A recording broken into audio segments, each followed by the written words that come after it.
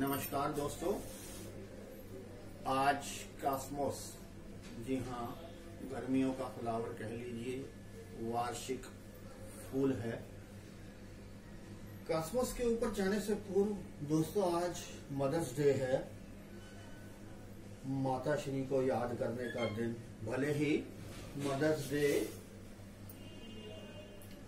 का जो चलन है ये पश्चिम की देन है, लेकिन भारत में तो रोज ही माता को याद किया जाता है। न जाने कितने इसके ऊपर लेख लिखे गए हैं, कितने कवियों की, गजलकारों की, टीकाकारों की कलम चली है। हमारे बॉलीवुड में भी एक गाना है, शायद उससे बढ़कर कोई आज तक गाना नहीं बना। ऐ माँ तेरी सूरत से अलग भगवान की सूरत क्या होगी, उसको नहीं देखा हमने कभी। है भगवान को लेकर उर्दू के गजलगार हैं, बड़े ही सीधी सादी उर्दू में गजल लिखते हैं। मुनव्वर राना क्या कहते हैं माँ के प्रति, सुनिएगा। मेरी ख्वाहिश है कि मैं फिर से फरिश्ता हो जाऊं, मेरी ख्वाहिश है कि मैं फिर से फरिश्ता हो जाऊं, माँ से इस तरह निपट जाऊं कि बच्चा हो जाऊं। दोस्तों, समय मिले तो जरूर देखिएगा। आज के समय के माँ के ऊपर इनसे ज्यादा कलाम या लेखनी किसी ने नहीं लिखी। तो चलिए आज चलें कॉस्मोस की दुनिया में। ये मैक्सिको का फूल, मैक्सिको का प्राणी कॉस्मोस, इसकी 30 से भी ज्यादा प्रजातियां मिलती हैं। आप थोड़ी से संभाल के साथ इसको एनुअली यानी कि पूरे साल लगा सकते हैं। दोस्तों, कुछ तो इसके बहुत ही सीधे सादे, ये देखिए, फल हैं लाभदायक। एक तो ये जो कॉस्मोस का फूल है, ये बटरफ्लाई और बीज, तितलियां और मधुमक्खियों को बहुत आकर्षित करता है। आपको पता होना चाहिए कि परपरागण की क्रियाओं में इनका कितना स्थान है। आप सब्जियां लगाते हैं, फल लगाते हैं, परागण के बिना उसमें फूल और फल नहीं आ पाते। दूसरा, बहुत ही आसान है इसको ग्रो करना, इसको उगाना, हर प्रकार की मिट्टी में मिल जाता है। तीसरा, आप बहुत आसानी से इसके सीड या बीज तैयार कर सकते हैं। अगर आप इसके बीज तैयार नहीं कर पाते तो ये बेचारा खुद ही यहां वहां गिर के नित नए पौधे तैयार करता है। चूंकि आप बीज तैयार कर पाते हैं, इसलिए आपको पैसे की भी बचत होगी। ये जो इसके फूल हैं बहुत सुंदर हैं, ये बुके के रूप में भी आजकल लगते हैं। आप पानी के वास या कंटेनर या जग या गिलास या पॉट में भी इसको लॉन्ग दूरी तक जा सकते हैं, लंबे समय तक कर सकते हैं।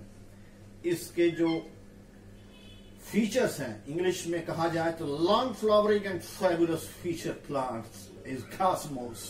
यस।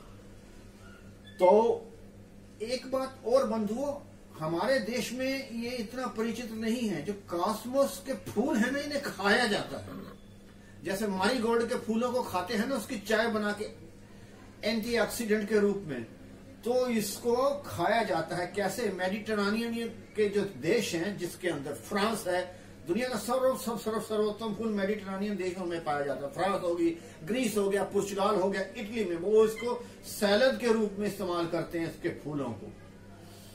और दूसरी बात है, ज्यादा कीड़े इसके ऊपर अटैक भी नहीं करते हैं।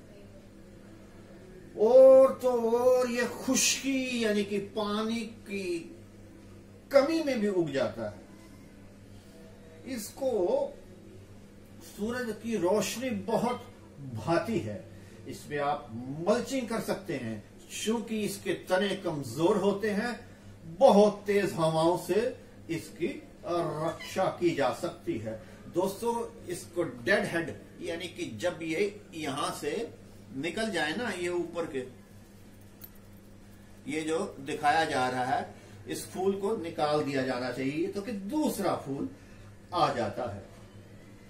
चूंकि इसकी डंडी मैंने बतलाया लंबी होती हैं, वास में या शोभा घरों में लगाई जा सकती हैं, तो पौधे बढ़ने के साथ साथ इसके साथ एक स्टिक लगाया कीजिए। स्टिक ऐसे लंबी लंबी, वो भी इसका सहायता दे सकता है। अब इसके अंदर जैसे मैंने कहा पानी की कम जरूरत होती है, कीड़े इसमें कम लगते हैं, फिर भी एफिड्स और थ्रिप्स यहां पर जैसे प्याज की फसल में लगते हैं ना, सफेद सफेद या चांदी नुमा डॉटेड थ्रिप्स लग जाते हैं। इसमें भी लगे थे, शुरुआत से ही लगे, पर मैंने इस पे काबू पा लिया। 365 दिन 24x7 हमें देखना है। गार्डनिंग तब की जा सकती है, रोज नहाते हैं, रोज खाते हैं, रोज सोते हैं।